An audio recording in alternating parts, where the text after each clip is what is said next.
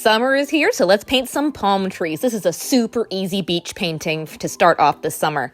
Taking my mop brush with some light blue and white and doing back and forth strokes, but don't blend it too much because you want to see little strips of white in there because those look like those thin little clouds you can see. Then taking the same brush and a green blue and a bright blue. See these colors? I love using these two together to paint tropical water. When I'm taking both colors on my brush and doing back and forth strokes where I want my ocean to be. Just a couple though, because I'm going to take a clean brush then, and with some tan and white, do back and forth strokes all the way down to the bottom. That's your beach. You can even add a couple strokes of white in there too for highlights. Then taking my size 3 round brush, let's do a couple waves in the ocean before the paint dries. Do back and forth strokes in there, but piece it in. You can even blend it in if it gets to be too much with some of the watercolor.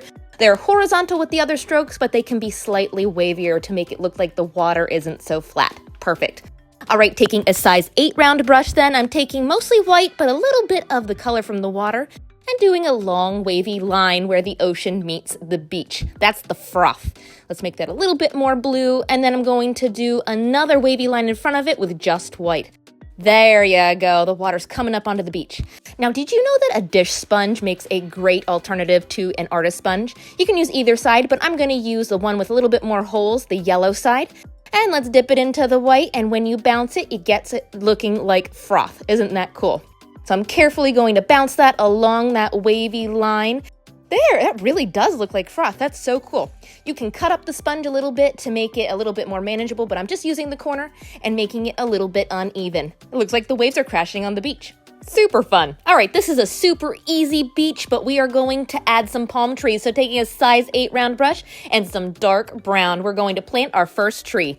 Taking a line going up from the sand, and it's slightly leaning to the left. That's your trunk. And very quickly, before it dries, take a toothpick and make some smiley faces in your trunk. You have to do it fast because if it dries, it won't work.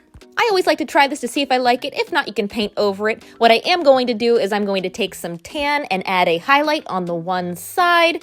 I do like the look of the smiley faces though, so I'm going to add those back in.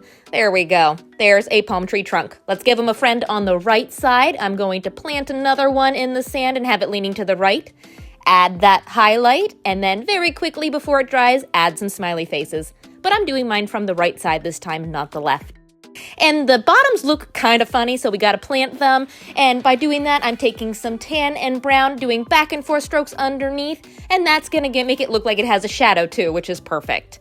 Now next we're going to add the palm leaves, and to do that I'm going to use a fan brush. Now I prefer synthetic fan brushes because they're softer, and I think they work a little better with the craft paint, but you can use a hard bristle brush because those give you really good texture too. But before we use that, let's do a guideline. Taking a detail brush and pulling out my palms. See how they're always starting from the tip of the trunk. That is key to getting the right shape for a palm tree.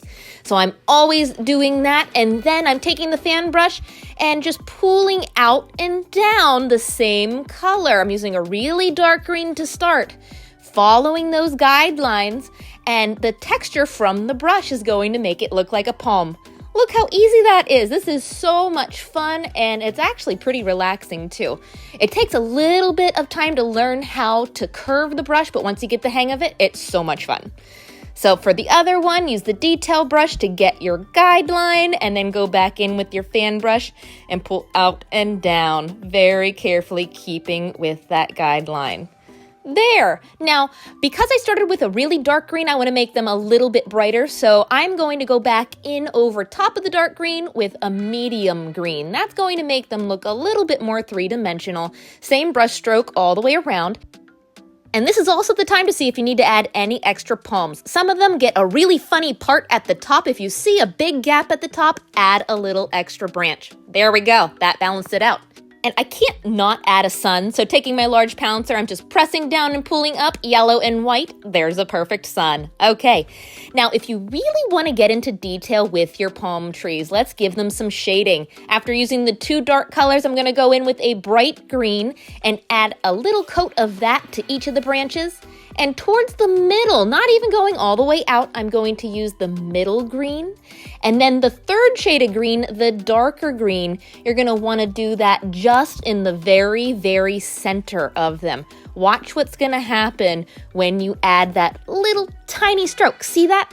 It's just a little hint on the very inside, but because you're using all three colors together, it's going to make them like they have highlights and shading like a real palm tree, especially since you added that big sun. And that is one of the easiest palm tree paintings I know how to do. Have fun with it, make it your own. I'd love to see how it turns out, and if you like this tutorial, follow me for more.